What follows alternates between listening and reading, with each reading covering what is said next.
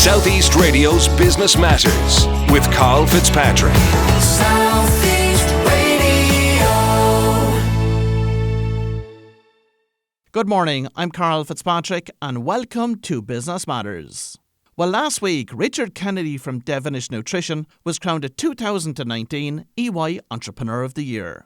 I'm delighted that Richard is able to join us this morning to discuss the success of Devenish, his coveted award win, and the future innovations planned for his business.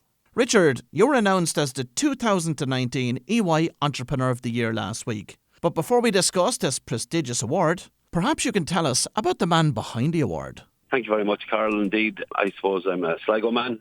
Live in Sligo, work out of our headquarters in Belfast. A lot of people have asked me, how do you do that? And start my week in Sligo and then travel quite a bit as we have quite a global footprint. As you can tell, we're from a farming background, although it would probably be very different terrain and ground to what your listeners are used to seeing in the southeast. So what is Devenish Nutrition? We are nutritionists, and historically we started in this business. You would be very much focused as an animal or even a sector nutritionist, as we call them, sectors. We develop and deploy solutions for all animals that consume feed. So, but for us, what we really are focused on is the most effective and efficient utilization of nutrients, which is, the sustainability agenda as we see it, because that's what sustainability is all about. It's about the most effective and efficient utilization of nutrients. And we are very focused on the food industry, and that therefore means that in the production of meat, milk and eggs, we focus on that effective and efficient utilization. So what we do, Karl, is we develop and deploy solutions, manufacture additives and premixes, which ensure the most effective and efficient utilization of nutrients. How important is that to your clients, the farmers?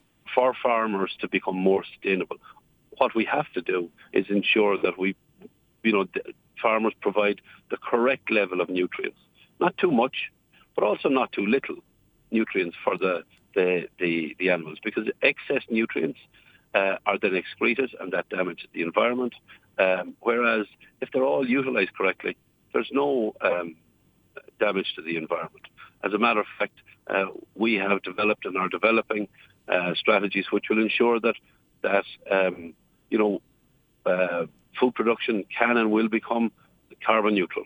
There's lots of talk about the agricultural sector as an emitter of carbon, but when it comes to animal feed, is the farmer willing to pay that little bit more for the likes of your product? Well, I suppose I don't expect anyone to pay more than anything is worth for any of our products, but the farmer also has to receive, and it must be acknowledged within the supply chain that what farmers are delivering. It's very important to realise that healthy, nutritious food is the fundamental basis of health in the community.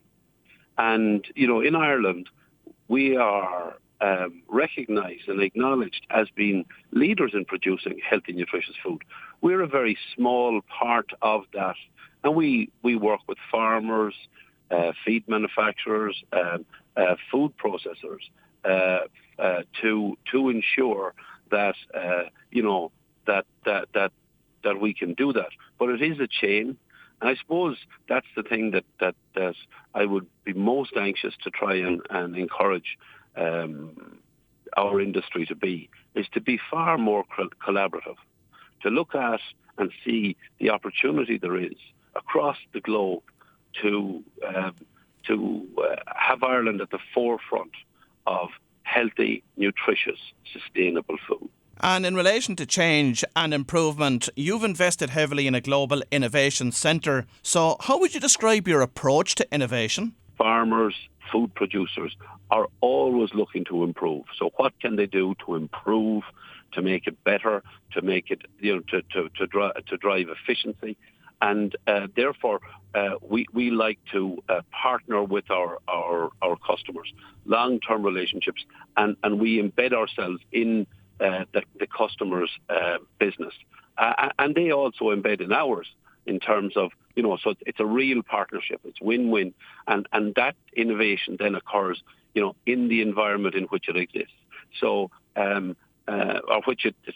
it exists, but also where it is most relevant. So we like to make it commercially applicable research that we can apply very early and very quickly in the process, so that that the farmers get the benefit very early on, and can therefore have a competitive advantage going forward. And Richard, back in 1997, Devenish recorded a turnover of £5 million and employed 23 people. And last year the company boasted a turnover of £250 million with over 500 employees across 40 countries. What do you attribute this significant growth to?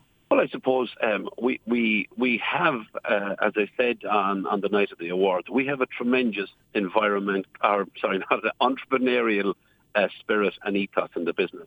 There's a real can-do and want-to-do attitude amongst my colleagues, and that has been a huge aspect. And a look, I suppose, Karl, to always want to do it better than we did it the last day, or yesterday, or before. So is there an opportunity? If there is an opportunity, then we should pick it up.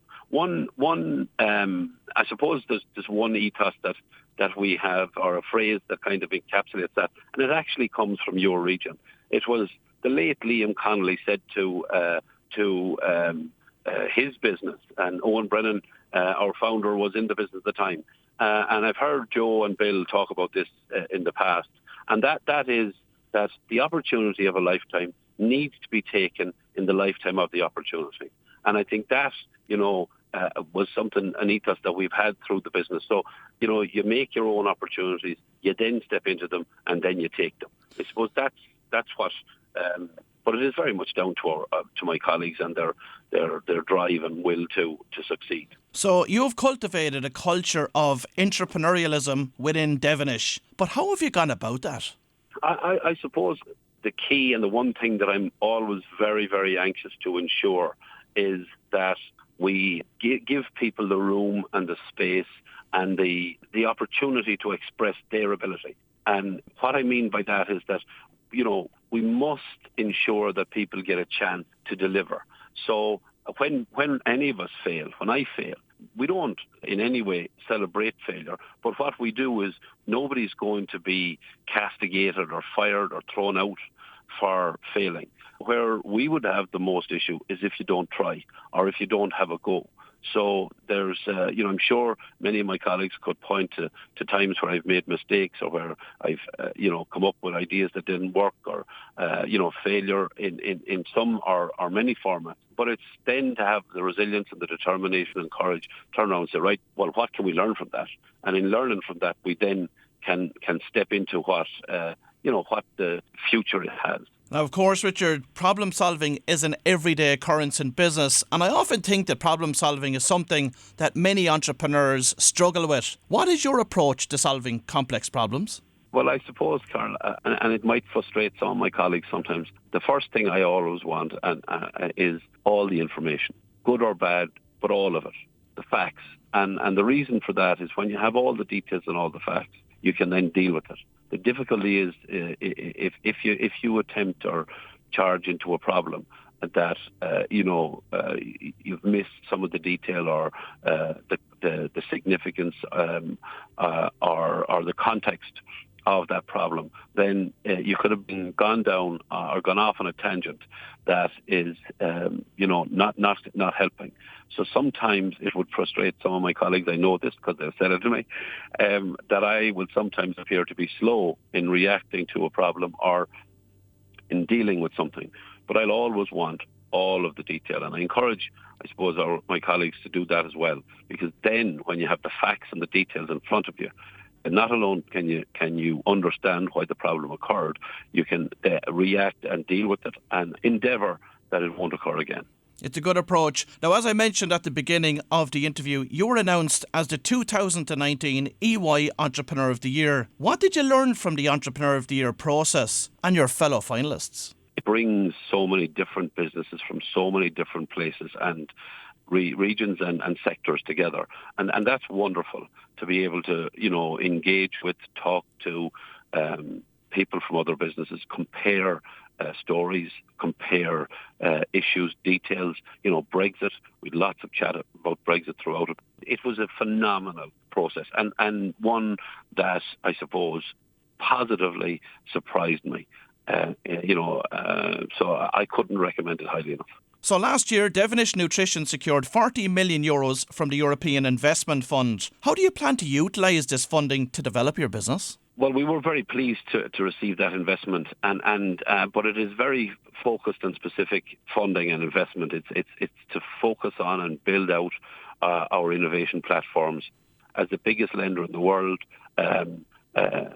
they saw that investing in a business who has sustainability at its heart, who has One Health as a fundamental strategy from soil right through to society, that's where they felt that European Investment Bank money needed to be and should go. And finally, Richard, if you could impart some valuable advice to entrepreneurs that are listening to this morning's programme, what would it be?